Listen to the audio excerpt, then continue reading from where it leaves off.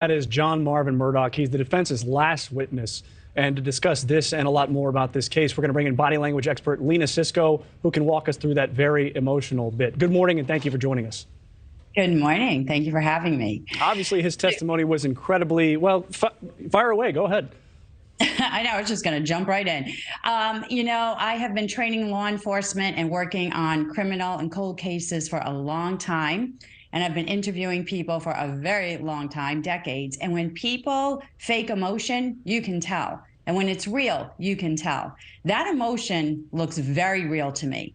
And, just listening to the words that he's saying and matching that up to the emotion that I see, it all sounds very plausible in what he's preaching and saying on the stand. And I am not an expert, but I completely agree with you. That would be really tough to fake. But I do think that the jury might be looking not just at Marvin, but at his brother, who's standing trial here, at Alex Murdaugh.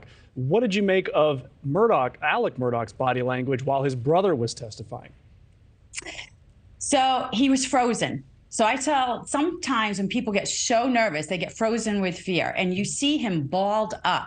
And when people are balling up, it can mean a bunch of things. We can't jump the gun and say, oh, automatically, he's covering up, so he must be lying. The thing is when we're experiencing something traumatic, we will go internal and we become smaller. The chin tucks, the shoulders curl in, and it's almost as though we're closing off the whole outside. We're going internal because we can't take it and we're processing so much. Now, is that emotion true or real? It could be, but that has nothing to do with the trial and the murders. The emotion right now, as he's balling up and closing in, could be actual genuine emotion because of listening to the stress of his brother talk about these murders. And if he did, in fact, kill his wife and his son, then this makes complete sense. Because think about it.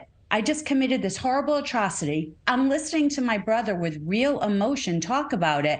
It's so impactful. It's so much for me to handle. I'm closing up. And so that makes perfect sense. I just think that his wife and his son are dead. They died a gruesome death. He might have committed it. He might not have. But I can't see a difference. And again, not the expert here, you are, the difference in him reacting to what his brother saw upon trying to clean up that crime scene and the reaction to what he saw and thinking, I did it. Like, it seems like within body language, you wouldn't be able to tell those two, but can you?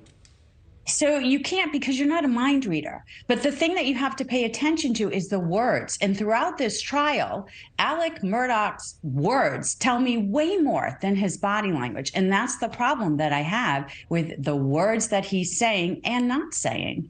Well, and so how do the words pair up with the body language then? And that's the other thing. When he's very closed off, so he's constantly doing this position, while he's on the stand. But when he talks about, just the story changing, I will tell you one thing: stories change because they're stories. The truth doesn't. So on the stand, we shouldn't have the story. And the other fact is when he talks about the first time that, he called the 911 call, I analyze a ton of 911 calls, and I'm always paying close attention to the first few words. And his first few words were, I need the police and an ambulance. So that tells me, okay, if you're focusing on the police, that means you're thinking crime. That means you're thinking this is an investigation, not, hey, I got to help my son and my wife because they just got shot and they could be dead. So that tells me a lot about where the brain is going and what they're thinking about and what he's most concerned about. Well, that is very interesting. Again, the jury will be visiting the crime scene, and that's Lena Sisco analyzing the body language. Thank you so much. Thank you for watching. Go to newsnationnow.com to find NewsNation on your television provider. And don't forget to click the red subscribe button below to get more of NewsNation's fact-driven, unbiased coverage.